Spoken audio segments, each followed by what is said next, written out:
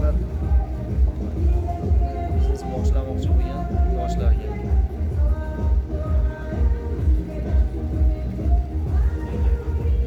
biznes boshlamoqchi bo'lsangiz biznes boshlang deb maslahat beraman. Biznes boshlamoqchi bo'lmaganlarga biznes boshlang deb maslahat beraman. Chunki biznes bugun biz o'qib chiqqanimizdek biznes bu biznes, ya'ni biznes bu bizsiz. Biznes qilsangiz shu dam olib o'tirasiz, dam olib aylanib yurasiz, sayohat qilib pul kelish oqimi to'xtamaydi. Ishxona ishlayveradi, sistema ishlayveradi, pul kelaveradi. Shunday dam olib yursiz bo'laveradi bemalol. Biznes boshlash uchun nima qilish kerak? Juda ko'p hamma savol beradi. Biznes boshlamagan odam biznes boshlash uchun nima qilish kerak degan bu tabiiy savollar. Shuning uchun men aytaman, birinchi o'zim o'rganganim bo'yicha birinchi orzu qilasiz. Orzu qiling birinchi. Sayohat qilishdimi, uy qurishdimi, qanday Amerikaga borib aylanib kelishmi, Mayamiga borib kelishmi, Taylandga borishmi, pulingiz ko'p bo'lganda, boy bo'lganingizda nima qilishni orzu qilsangiz, xuddi o'sha narsani orzu qiling. Birinchi orzudan boshlanadi hammasi. Orzu bo'lgandan keyin orzuni maqsadga aylantirish kerak. Orzuni maqsadga aylantirsangiz, maqsad maqsaddan orqaga yo'l bo'lishi kerak. Maqsad. Bir kitobda o'qiganman. O'rta asrlarda urush kemada qaysidir davlatga suzib borishardi. Suzib borishib urush bo'ladigan plashatga, urush maydoniga to'planishgandan keyin o'sha sardori urush boshlamoqchi bo'lgan kim deydi, podshomi, o'sha general, o'sha paytda qanaqa nomlangan o'sha odam ketishgan, kemalarni yoqishni, o'zlarini kemalarni yoqtirishga buyurdi. Maqsad o'zini kemalarni yoqib tashlagandan keyin soldatlarga orqaga yo'l yo'ldi. Keyin arkani qaranglar deydi. Arkani qarasa tutib chiqyapti. Yonayotgan narsa biz kelgan kemalar deydi. Kemalar yonib ketdimi, biz orqaga suzib ketamiz. Endi bizda faqat bitta yo'l bor. Faqat g'alaba deydi. G'alaba qozonishadi. Chunki boshqa yo'l yo'q-da. Orqaga qochishga umid yo'q. Orqaga yo'l yo'q deb tushungan soldat o'sha paytda askar qilichni qanaqa ishlatishni o'z tasavvur qilasiz. Shuning uchun siz ham maqsadni qo'ygandan keyin orqaga yo'l yo'q. Arkadagi kemalarim yonib ketdi. Arkada yo'l yo'q, arkada ketadigan kemalarim yonib ketdi. Endi men oldiga borishim kerak. Maqsadimgacha yetmasdan qo'ymasdan kerak deb maqsad qo'yishim. Endi uchinchi narsa, birinchisi orzu bo'ldi, ikkinchisi maqsad bo'ldi. Maqsad bo'lgandan keyin uchinchi narsa, asosiy narsalar. Uchinchi narsa bu nolishni tashlashingiz kerak. Biznesni boshlayman degan odam uchinchi bo'lib nolishni umuman tashlash kerak.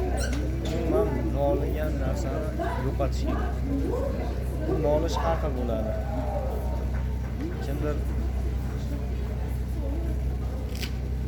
ishidan noliydi, kimdir ota-onasidan noliydi, shunaqalar ham bor deydi. Mana pul bermaydi, ishim.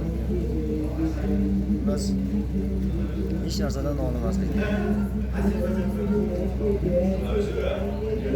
Faqat Xudoga shukur qilish kerak. Asosiy narsa shu. Xudoga shukur qilsa, beradi. Alloh beradi. Hozircha shu. Boshqa narsalarimizni keyingi safar, keyingi videolarimizda Xudo xolasa aytib o'tamiz. Hozir mana teploxoddamiz. Teploxodda sizlarga ko'rsatib chiqay aylantirib.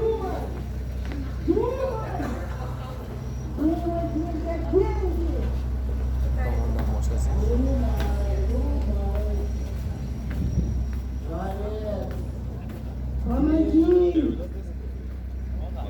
Валер, о боже, помоги мне!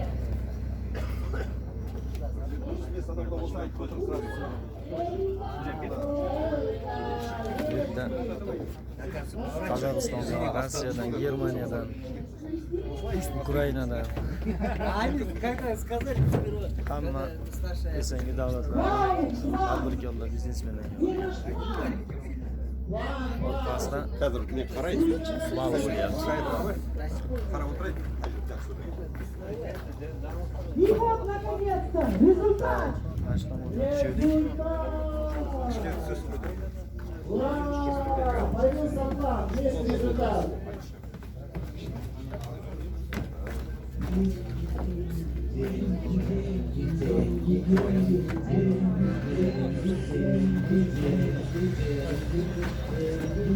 Сейчас, Вась, сначала скажи, что про бизнес, что научился. Надо быть высокомерным. Твой потолок может быть чем-то. Молодец.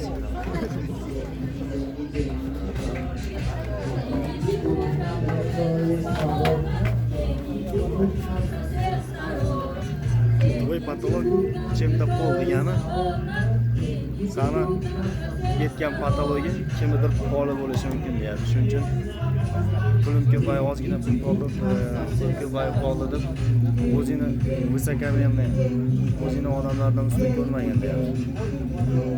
Shuni biz o'rgandik. Yaxshi.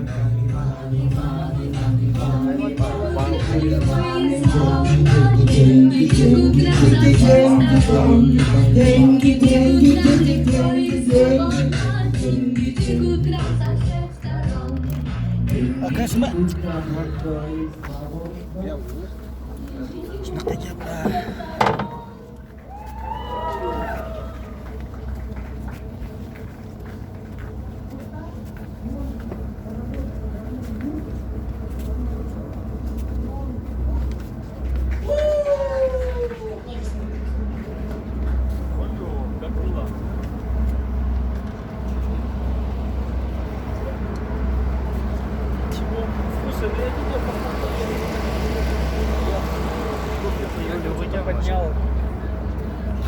Ichkarida unutamiz.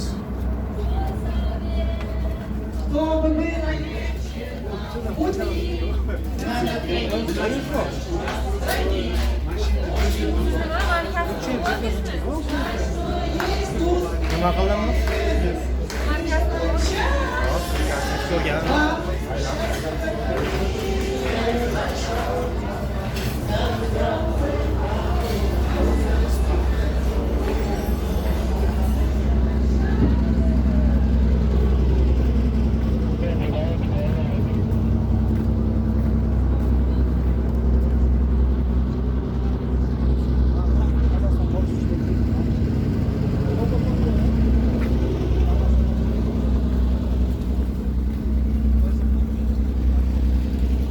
Здравствуйте, можно? Да? Я это снимаю для YouTube. Вы сказали, что из Германии, да? Да. Можно я тоже очки?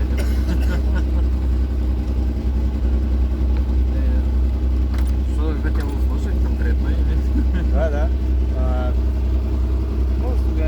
У меня канал новый, недавно открыт.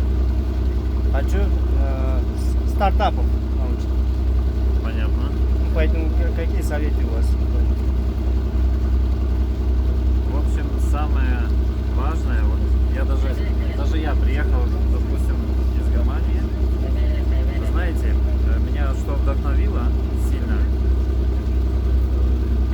обратился, я к Богу обратился, чтобы Бог показал мне свою дорогу. После этого он меня, долго эта история, не буду сейчас ее все рассказывать, но он меня просто привел вот именно вот к этому человеку. Потому что человек честный, мудрый, и он же действительно учит очень замечательно. И вы действительно можете выйти просто на самый верх, на самую вершину, если будете учиться у этого человека. Обязательно берите его уроки, приезжайте к нему, учитесь, тренируйтесь, и вы будете на высоте. Еще один вопрос. Для вас самый, что было удивительного, что нового, самое главное, самое понравилось, как бы, вам? Что самое классное? Да, самый классный получили от него, как бы, самый классный. То, что у меня действительно мозг теперь начал по-другому функционировать. Я теперь вижу возможности. И хочешь обязательно. Вы знаете, постепенно начинают приходить всякие разные идеи. Все в голову. Совершенно. И ты сразу, если идея приходит, ты сразу видишь уже план. Как это делать. Это просто надо учиться. Естественно, я буду еще сюда приезжать к нему. И хочу еще у нас открыть его дело. Чтобы он и к нам приехал тоже. Удачи вам. Спасибо. Меня зовут Всеволод, как вас? Женя. Ну, Евгений.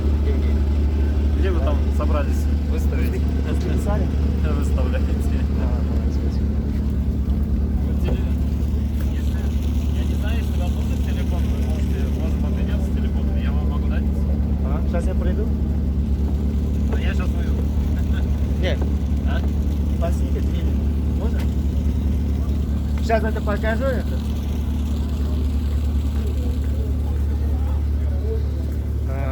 Kontakt olib qolish kerak germaniyalik biznesmenlar. Shuning uchun tezda ko'rsataman. Hozir kelamiz. Уже qirg'oqqa kelyapti hali. Shuning uchun men ketaman. Kontakt almashib olaylik. Mayli, omad tilamayman. Ishni boshlaydi, biznesni boshlaydi.